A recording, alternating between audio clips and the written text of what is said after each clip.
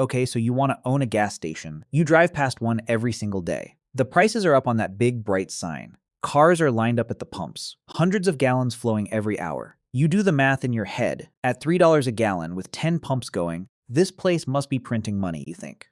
I want a piece of that. How hard can it be? Here is where most people stop thinking. And here is exactly where this gets interesting. Because the gas station you are picturing, the one where the money just flows like fuel through a nozzle, is not the gas station that actually exists.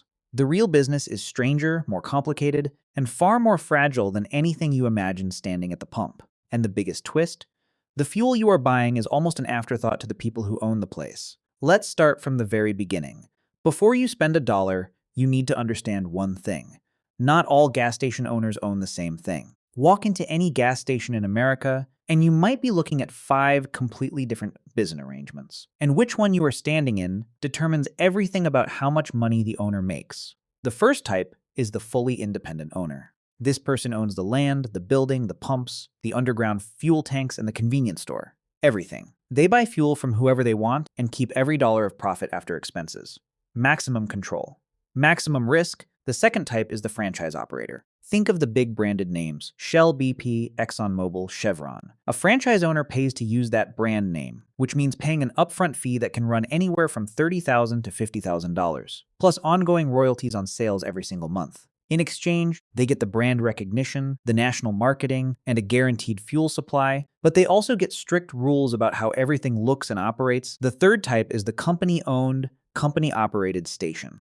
This is when a major oil company or a large convenience chain like 7-Eleven or Circle K owns everything and pays its employees a salary to run the place. The owner is a corporation, not a person standing behind the counter. The fourth type is what is called a dealer-operated station, where the oil company owns the building and the land, but leases the operation to an independent dealer. The dealer runs the store, pays rent, and is contractually required to buy all their fuel from the landlord. They have some freedom, but they are locked in. The fifth is the lease operator. A completely separate real estate investor owns the property and charges the operator rent under what is called a triple net lease, meaning the tenant pays the rent, the property taxes, the insurance, and the maintenance on top of everything else. The real estate investor sits back and collects a check. The operator carries all the daily risk. Why does this matter? Because the answer to how much does a gas station owner make depends entirely on which of these arrangements you are in. An independent owner who owns the land in a prime location is in a fundamentally different financial position than a franchise operator paying monthly royalties on a leased property. They are in the same industry but running entirely different businesses. Let us say you decide to buy an existing gas station.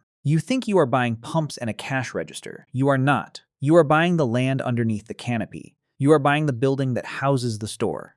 You are buying the underground storage tanks, usually 3 of them, buried beneath the forecourt, each holding anywhere from 10,000 to 20,000 gallons of flammable liquid. You are buying the fuel delivery pipes that run from those tanks up to the dispensers. You are buying the canopy structure bolted into the ground above the pumps, engineered to handle local wind loads and snow weight. You are buying the walk-in refrigerator cooler inside the store, the commercial food equipment, the security camera system, the point-of-sale terminals, and all the inventory currently sitting on the shelves. You are also buying licenses: the right to sell fuel in your state, the permit to operate a lottery terminal if one exists, the liquor license if the store sells alcohol, and the environmental permits that allow underground fuel storage on that particular piece of land. And you are buying the existing supply contracts with the fuel distributor, which can lock you into specific pricing terms and purchasing obligations whether you like those terms or not. Here is what most buyers underestimate. The physical infrastructure, those underground tanks, the fuel piping system, the dispensers, is often more valuable than the fuel itself.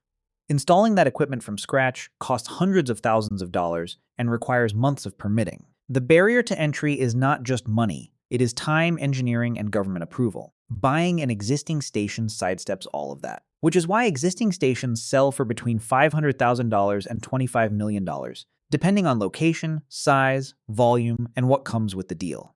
Let us talk about what it actually costs to get into this business. If you are leasing an existing location and taking over operations, your minimum startup is roughly $250,000 to $300,000. That covers your security deposit, your first months of rent, business licenses, initial fuel inventory, and working capital to keep the lights on before you start seeing steady revenue. If you are buying an existing station outright, land, building, business, you are looking at anywhere from $500,000 to several $1 million depending on where it is located. If you are building from the ground up, the numbers get serious fast. Land alone in a high-traffic suburban location can cost between $500,000 and $2 million. Construction of the building and canopy adds another $1 to $3 million. Underground tank installation runs from $300,000 to $750,000. After you factor in the tanks themselves, the piping, the leak detection sensors, the automatic tank gauging systems, and the environmental containment required by federal law. Equipment inside the store, the coolers, the food prep stations, the point-of-sale systems, adds another $250,000 to $1 million.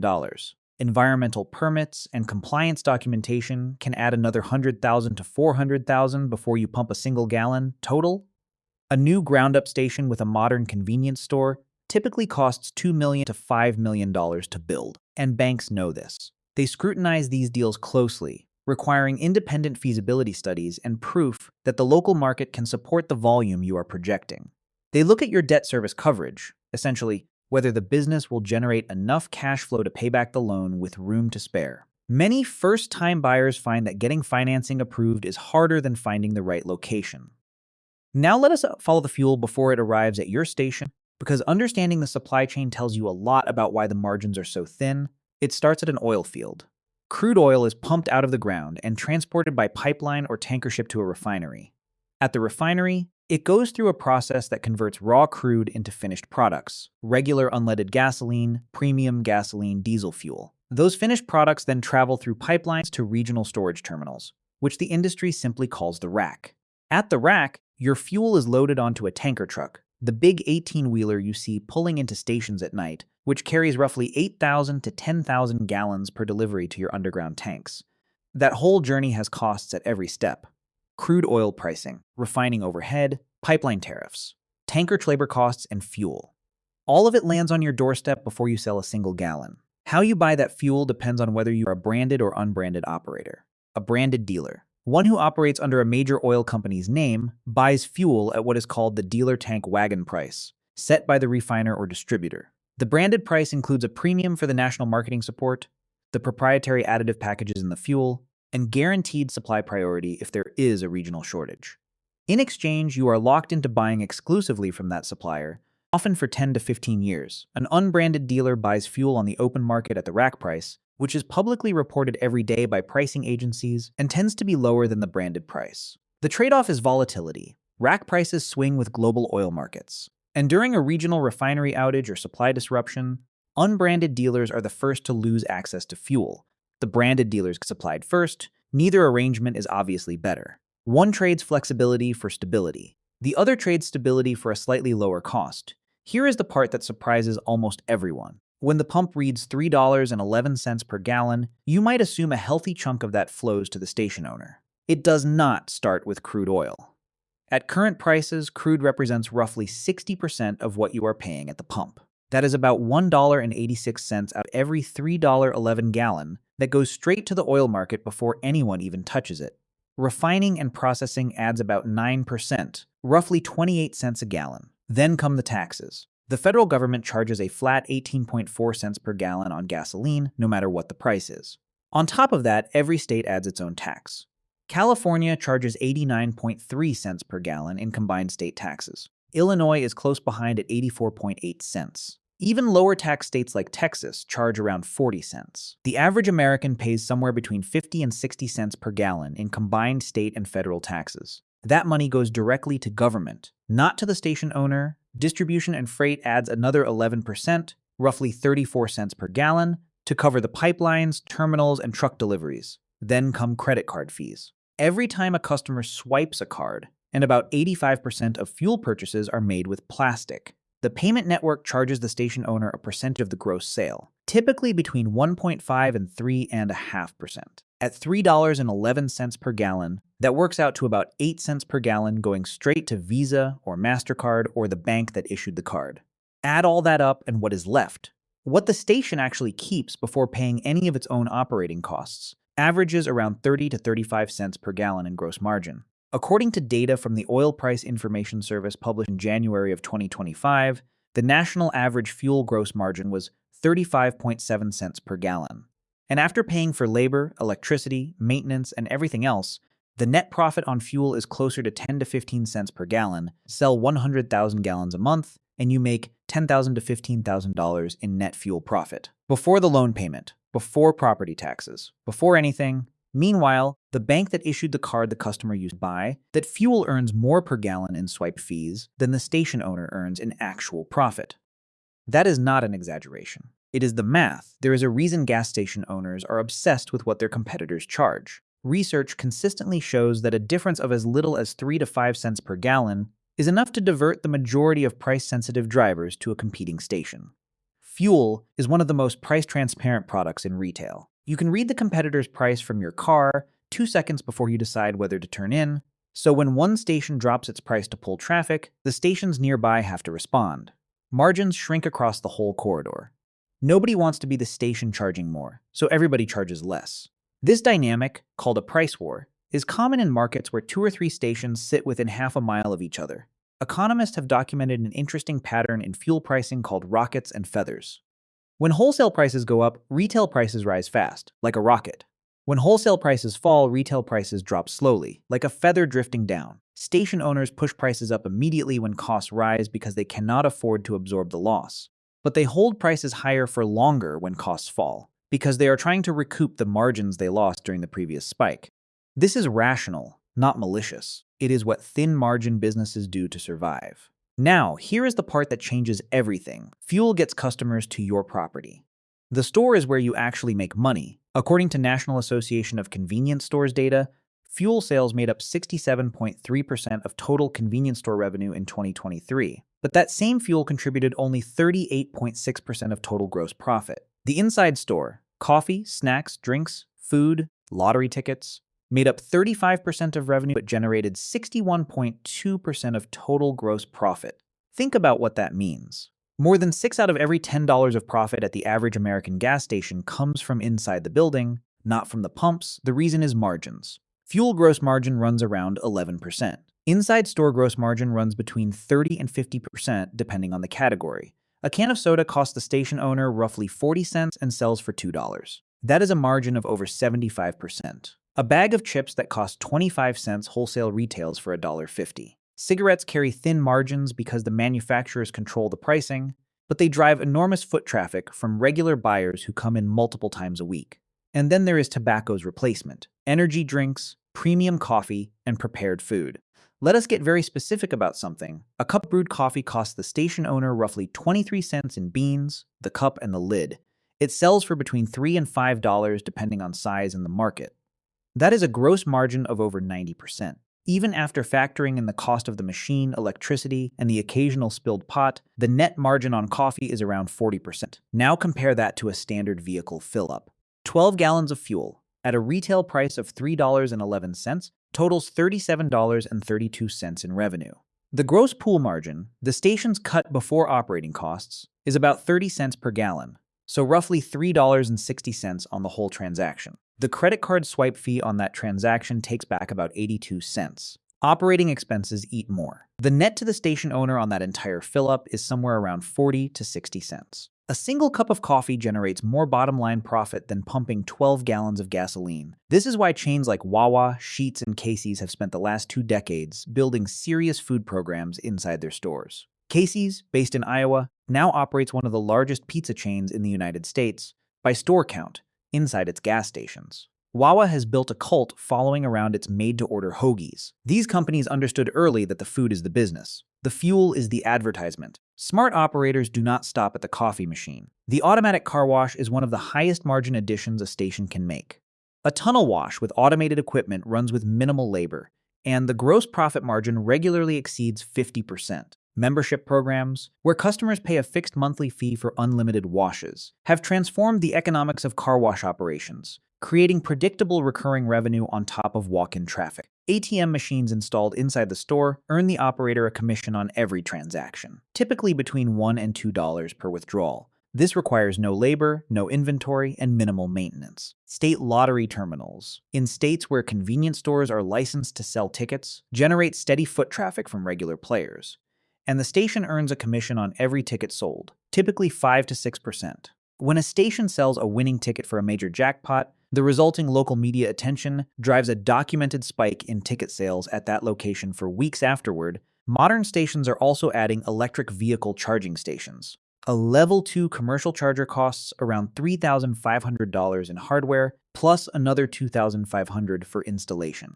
A DC fast charger, the kind that can add significant range in 20 to 40 minutes, runs $35,000 to $140,000 for the hardware alone, plus another $20,000 to $80,000 for the electrical infrastructure to support it. The federal government's National Electric Vehicle Infrastructure Program, funded at $5 billion, covers up to 80% of eligible installation costs for stations on designated highway corridors, which has made the economics considerably more attractive. And the appeal for station operators is not just the charging revenue, it is the dwell time. A driver charging for 30 minutes buys coffee, eats a sandwich, and browses the store. That is the longest, most profitable customer visit a gas station can capture. Revenue is not profit.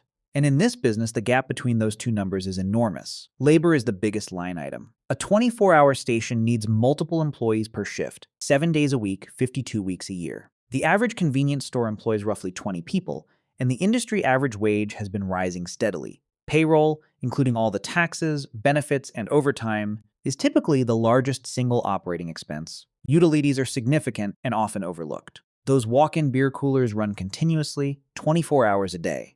The outdoor canopy lighting stays on all night. The air conditioning in summer and heat in winter for a 3,000 square foot building with constantly opening doors adds up fast. The average convenience store pays around $23,000 per year in electricity alone. Credit card fees, as mentioned, are not just a fuel problem. They apply to every transaction in the store as well. Equipment maintenance is relentless. Dispensers break. Underground sensors need calibration. Cooler compressors fail. Point-of-sale systems need updates. The physical infrastructure of a gas station is under constant mechanical stress. Then there is theft. Drive-offs, where a driver fills up and leaves without paying, still happen despite prepay requirements in most states. Internal theft from employees is an ongoing challenge.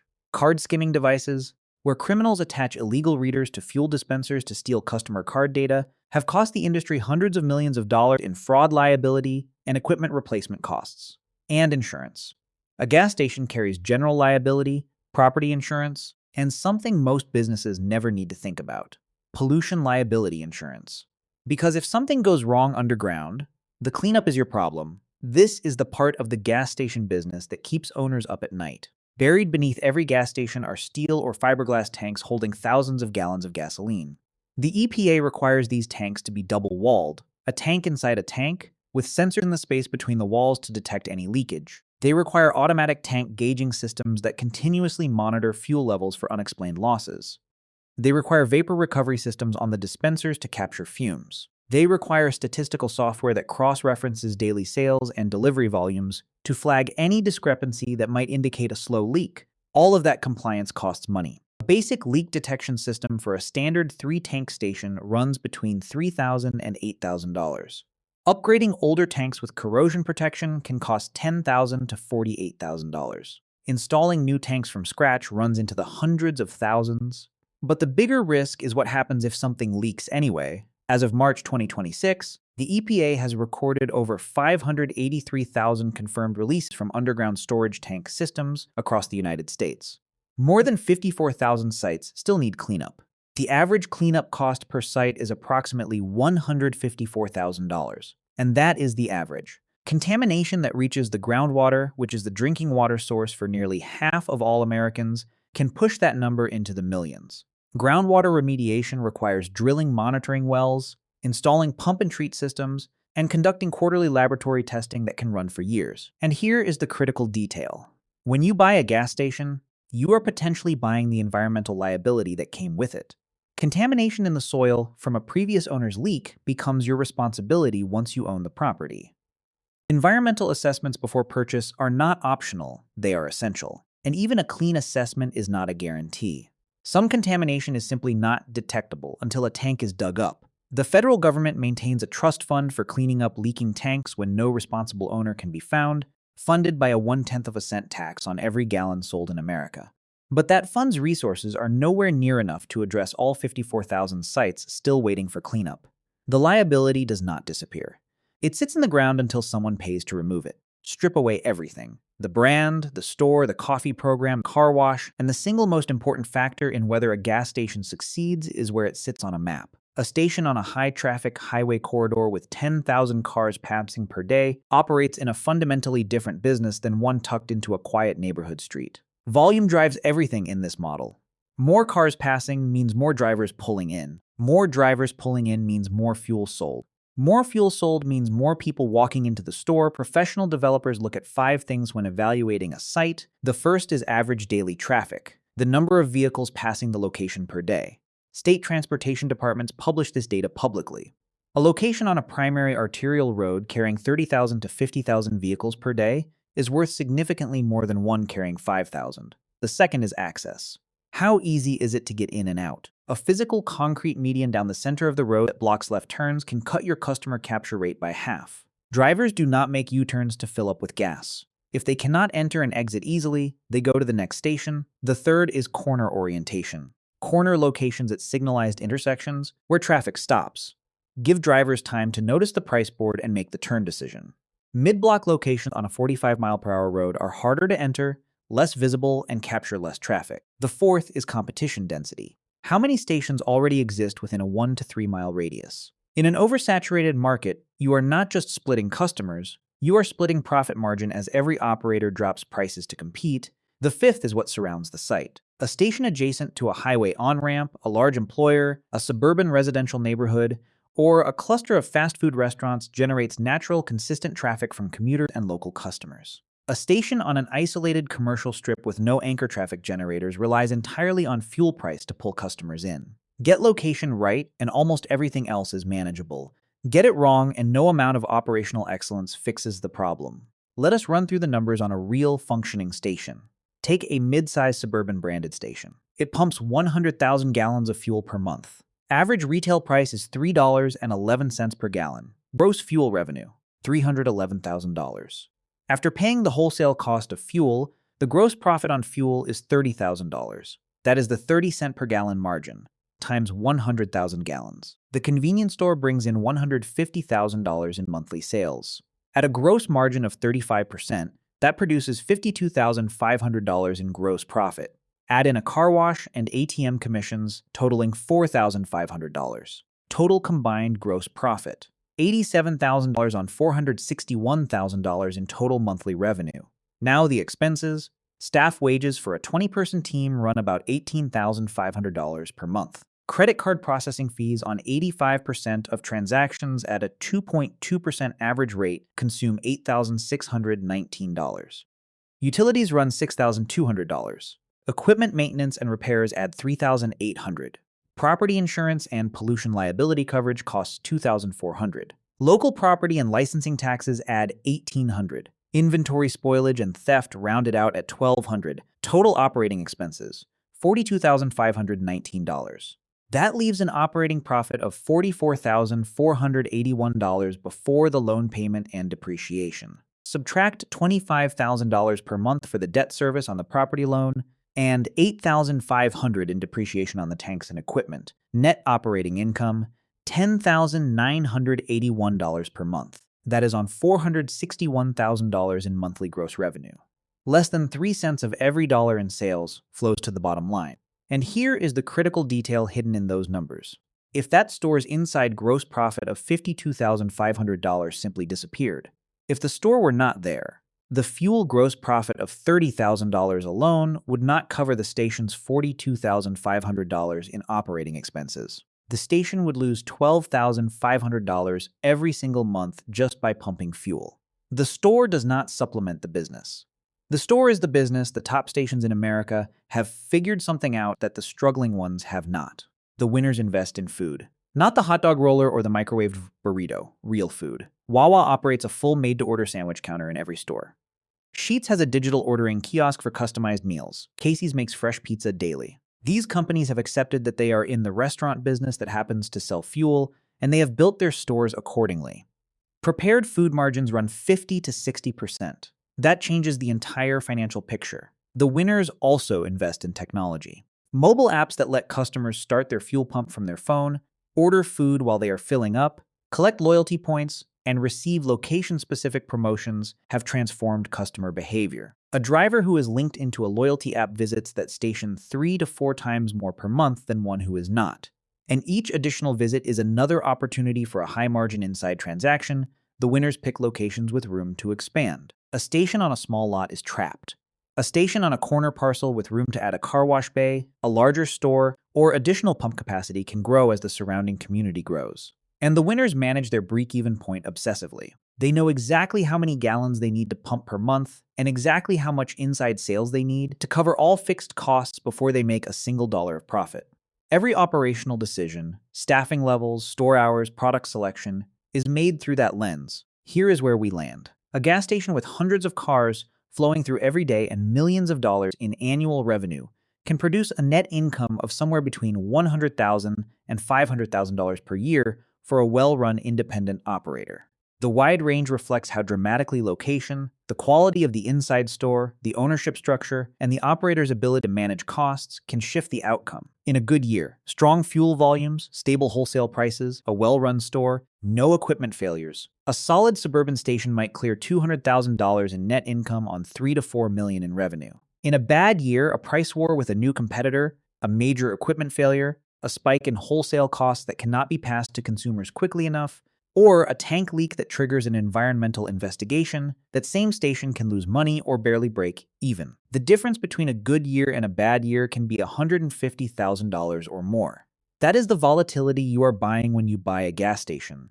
And the operators who truly succeed are not the ones who are best at selling fuel. They are the ones who understand that the fuel brings the customer, but the store makes the money. That the location determines the ceiling, but the operation determines how close you get to it. That the environmental liability buried underground is not theoretical.